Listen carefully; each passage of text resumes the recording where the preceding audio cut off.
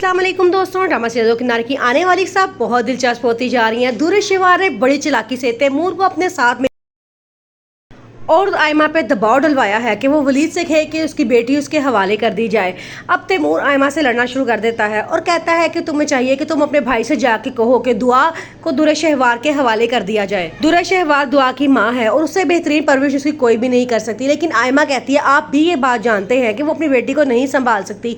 पहले भी उसने उसको मारने की कोशिश की है, अब कैसे वलीद भाई अपनी औलाद उसके हवाले कर दें। लेकिन तैमूर कहता है कि तुम्हें अपने शोहर की बात को मानना चाहिए और जाके उससे बात करो। आयमा रोती हुई वलीद के पास आती है और उसे सारी बात बताती है और कहती है कि ऐसे उसने मुझे कहा है।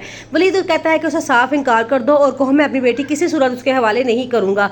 तैमूर को बड़ा गुस्सा आता है कि आयमा मेरी बात क्यों नहीं मान रही। वो अपनी मम्मा से बहुत लड़ता है और कहता है कि वो मेरी सेल्फ रिस्पेक्ट की कोई फिक्र नहीं है, उसे सिर्फ अपने भाई की फिक्र है जो उसका सुतेला भाई है।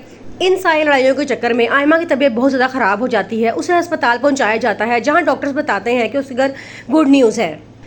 अब तैमूर की मम्मा बहुत खुश होती हैं, वो कहती हैं कि मैं दादी बनने वाली हूँ। तैमूर को बहुत समझाती है कि आयमा को घर लेके आओ और उसका ख्याल रखो, लेकिन तैमूर मानने को तैयार नहीं होता। वो कहता है कि वलीद को कहो कि दुआ को दुर्र शहवार के हवाले कर दे, फिर ही मैं उसे घर लेकर आऊँगा। लेकिन वलीद ये बात मानने के तैयार नहीं है। वो कहता है कि मैं अपनी बेटी के दुर्र शहवार जैसी औरत का साया भी नहीं पड़ने दूंगा।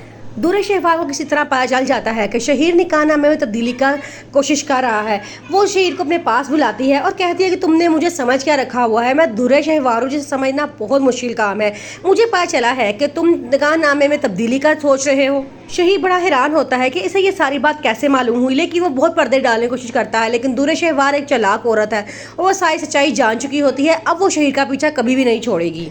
दुर्र शहवार वलीद को कोर्ट में बुलाती है और वहाँ फैसला करवाती है कि मेरी बेटी मेरे हवाले कर दो। वलीद बहुत परेशान है, उसे समझ नहीं आ रहा कि मैं क्या करूँ।